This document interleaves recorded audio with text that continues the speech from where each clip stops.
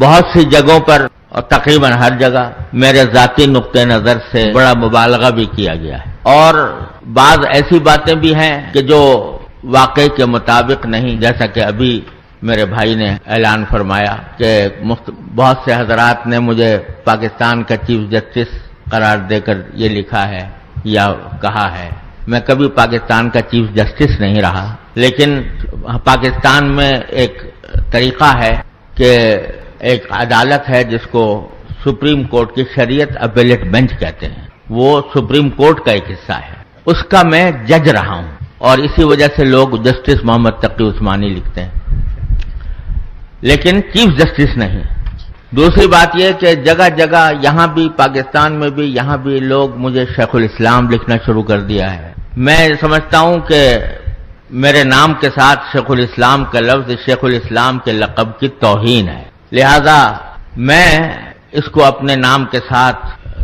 اختیار کرنا۔ یہ شیخ الاسلام کا لقب سجدہ تھا حضرت علامہ شبیر احمد صاحب عثمانی رحمۃ اللہ علیہ پر، حضرت شیخ الاسلام علامہ سعید حسین احمد صاحب مدنی رحمۃ اللہ علیہ پر۔ مجھ جیسے آدمی کے ساتھ یہ لفظ استعمال کر کے اس لفظ کی توہین ہوتی ہے، اس کی توقیر میں کمی ہوتی ہے۔ اس کے علاوہ جس حسن ظن کا اظہار فرمایا گیا نثر میں بھی اور نظم میں بھی، یہ ان حضرات کی محبت، ان کے حسن ظن کا کرشمہ ہے۔ حبو کا شیء یعمی و یسم، اس کے لیے میں ان کا تہ دل سے شکر گزار بھی ہوں، لیکن ساتھ ہی میں یہ سمجھتا ہوں کہ یہ ساری باتیں حسن ظن کا حصہ ہیں، اور یہی دعا کر سکتا ہوں کہ اللہ تعالیٰ اپنے فضل و کرم سے ان کے حسن ظن کو میرے حق میں سچا فرما دے۔ اس موقع پر مجھے امام زہری رحمت اللہ علیہ کا ایک مقولہ یاد آیا، اور وہ مقولہ ہم سب کے لیے ایک بہت بڑا عظیم سبق بھی ہے اور مشعل راہ بھی ہے، اور نفس و شیطان کے دسائس سے بچنے کا ایک بہت اعلیٰ طریقہ بھی ہے۔ وہ فرماتے ہیں کہ جب کوئی اللہ کا بندہ میری تعریف کرتا ہے تو میں فوراً اپنے دل میں یہ کہتا ہوں کہ یا اللہ، میں اپنی ذات سے ان صاحب سے زیادہ واقف ہوں، جتنا یہ مجھ سے واقف ہیں میں ان سے زیادہ واقف ہوں، یعنی اپنے عیوب کو بھی میں جانتا ہوں۔ ان حضرات کے سامنے تو عیوب آئے نہیں، میں اپنے عیوب سے بھی واقف ہوں،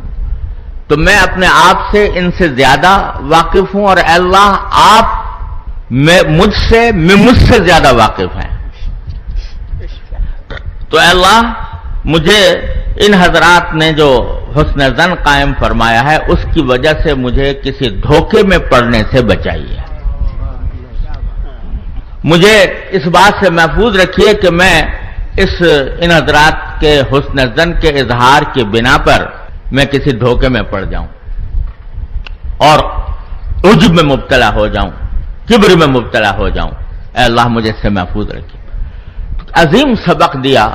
ہم سب کو یہ واقعہ پیش آتا ہے، تقریر ہو یا تحریر ہو، وعظ ہو یا خطابت ہو، جب آدمی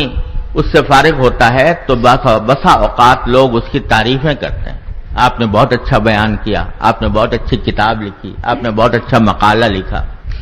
تو یہ چیز بعض اوقات ہمارے اندر عجب پیدا کر دیتی ہے، اور اس کے نتیجے میں آدمی دھوکے میں پڑ جاتا ہے۔